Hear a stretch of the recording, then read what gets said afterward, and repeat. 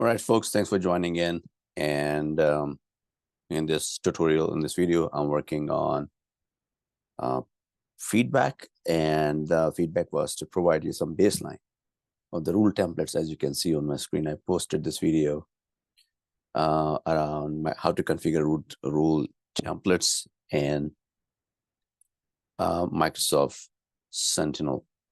So those who are new, this is all about setting up your Microsoft Azure Sentinel for security as a SIEM. And I put so many videos, so go take a look at the whole playlist of cloud security engineering. But those who are familiar in this, I am taking your feedback. Somebody posted that, can you share baseline rule that you would consider starting point for a production environment? Yeah. So here is Microsoft Sentinel rule templates. And as you can see, I have so many of them enabled, disabled, depending on the testing and the needs. So this is my production environment, but again, this production environment will not hurt me. It's not the where I have so many data. But if you are in your environment, you may want to try first with the POC environment and take it to production and follow your company's policies for your customers, because there is some change management procedures. You just don't want to go and deploy those. So that's a very important thing. So you have to understand, if you enable something, ask them, does it have to go through a change management process, or you just send them an email, hey, this is what I'm going to do, because they would want it to know the impact. So since there is no impact, it's all logging and monitoring. That's what I'm saying. You have to communicate. And as I said here, when you wanted to baseline, what will happen, majority of the cases, 50 to 70% of the baseline will match what I'm going to give you. But every environment is different. So the baseline can be 20, 30% going to be changed. It cannot be 100%, because your environment, my environment is different. If I go to customer A is manufacturing, you go to customer B, who is a law firm, the baseline can be changed. But again, 50 to 70% will remain same, and that's works. That's a sweet spot. That's going to work. So we'll look into that. And also, one very important thing for you to understand, for you to know, is to know the environment. So if a customer wants you to implement those, if you are new on a job, you spend a week or a couple of weeks first in the job, you don't know the environment, right? You don't know what servers they're running, what identities they have, how many service account, whether you use Defender for endpoint or something else. So this is all called the decipher the environment, understand the environment. We call it a discovery phase. So I took this course from SANS last year, which is for CISO leadership course. Basically, the only reason I'm mentioning this, in this course, they have the whole area which is talking about decipher the environment. So if your company can sponsor it, it's a CISO leadership course. It's pretty good. But the only point I'm making is that they have a dedicated section on just to decipher the environment. So same concept, thought process is applicable here. As I said, discover the environment. So when you gonna go with the baseline, which I will give you, but ask those questions. Hey, how many Windows server we have, SQL boxes, are there any old systems which will require some legacy authentication, may not support MFA? This is important one. For identity and access management, or Azure ID, which is now Entra ID. Do you have people logging in from outside US or not, or outside those countries? Endpoint questions. You just don't want to go and enable those, because this is not going to be helpful at all. So you must understand your environment. So let's take a look. As you can see on my screen, so what I will do is that I have 32 rules enabled. I can go and disable all of them if I want to, because as I said, let's start from scratch. and all rules are disabled, or it's going to take time, which is fine. It's a live lab, and it still shows me the one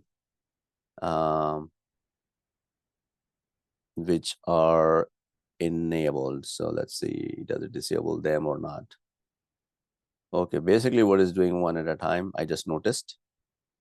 So that's going to take forever. So what I'm going to give you the baseline one. So let's select the one I definitely want to have. So I'm going to give you 10 rules. 10 is always the best. You always want to go with not exceeding 10 because you're going to overwhelm yourself and the people you work with. So we'll take the 10. Failed login attempt by expired account. So if the account is expired and still you see the login attempts, you want to monitor those because somebody got hold of them and they may have credential leaks. So you have to work around that. And then here is the script. I'm looking at the screen side on my left, on my right side. That's why I'm looking at there. So that's there. Second one, so this is, I'm going to enable it. All right, so this one is new user created and then added to built-in administrator. This is the most critical one. So again, this can be your first priority, that you don't want to have any account. You want to monitor an account so the hacker gets into your environment and give that account admin level permission. That's a big concern. You want to monitor that. Log4j, again, if you have Cisco devices, any devices which run, but if you are a startup, you're 100% in the cloud, then it may not be even applicable. So you understand, again, decipher your environment. You need to understand your environment. Real-time elevation requested. Yeah, we'll see. So we have done so far 2 of them. Guest account is very important. So this is the third one. Guest accounts added. The third one is a guest account. So this one, new user created, field logon. So I'm putting a checkbox there. Legacy authentication alert, again, as I said before, this is important only if you're running SQL Server from 2008, you have Linux boxes and all those, and those do not support any new operating system. But if you're a startup, so who's fresh in the environment, you have all the latest and greatest operating system. So this is applicable, not applicable. So again, know your environment. So it can be considered. Here we have some about sensitive data. So sensitive data, as long as you know your environment, if you're running a blob storage or anything along those lines, and then you need to consider detecting some sensitive data. Otherwise, you don't need to. Social security, again, same. If you're putting some social security or similar credit card details, then it's required. Otherwise, you don't need from the day first. MFA disabled, yes, this is important. MFA disabled one, because if you have joined, it's very common for many organizations to use MFA, but I've seen some organizations, they do not have any MFA. So if you're in an environment where there is no MFA, or not everybody is using MFA, let's say if you have 100 people and out of 150 use MFA, 50 don't, then again, it will be difficult to monitor. But if your manager asks you, hey, give me the list of accounts which do not have an MFA enabled, that's a different thing. But MFA disabled will give you, let's say if your organization have a MFA enforced policy, and then you want to see if still there are accounts which are MFA disabled, then it can be helpful. And here you can help prevent credential compromise. The alert identifies when an attempt has been made to disable MFA for a user. So even much clearer if somebody's tried to disable the MFA. So if I'm a user and if I'm trying to disable my MFA because I don't need it, I don't like it, there are users, then it will trigger an alert and then you can enforce it. So it's a good to have. Anomaly detection, yeah, definitely you wanted to have anomaly detection regardless. Legacy login attempt with legacy auth. Again, it's applicable depending if you have any legacy auth or not. So far we talked about these two. New user login attempt, expired account, and guest user account, the most critical one. So 1, 2, 3, 4, 5. We have so far New process will look into that. Let's see. 5 we have.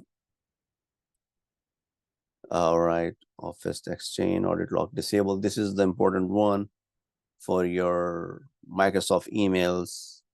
I would consider it.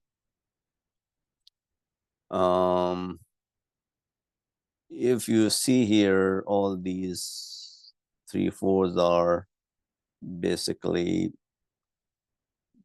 advanced threat protection, Microsoft Defender, and Microsoft Cloud Apps. So this is only applicable if you have, I believe, E5 or P2 subscription, or you have to pay extra. So if you have the license for that, then you may want to consider it if you're using Defender and Cloud App Security and all that stuff. Failed logon attempts on Azure. Yeah, you can enable it. So a brute force attack, then Microsoft has a lot of details available. So once you identify which account you have to take different directions how to overcome that situation. But definitely you want to monitor one of those. So 6, multiple RDP connection from single system. Depending again if you have any VM exposed. So yeah, this is an important one. Do not expire password. So definitely this is the 7th one. You definitely want to have an account where it says there is no password expiration. Usually these are break class account and all of those, but you can have a longer retention. But again, that's the only account you need to know. You don't want to have 20 accounts like that. You may want to have 1 or 2. So that's one of those. Audit activity. So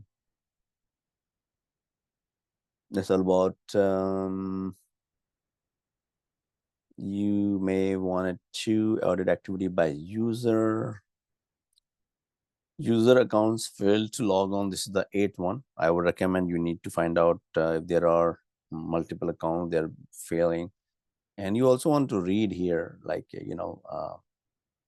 what it can cause. It can be persistent thing. Somebody can do a lateral movement, a conditional access, privileged access. So you want to monitor that. So these are the 8 one. We got 2, but I think we have enough 8 is I think I just don't want to do it 10 for the sake of 10. 2, 3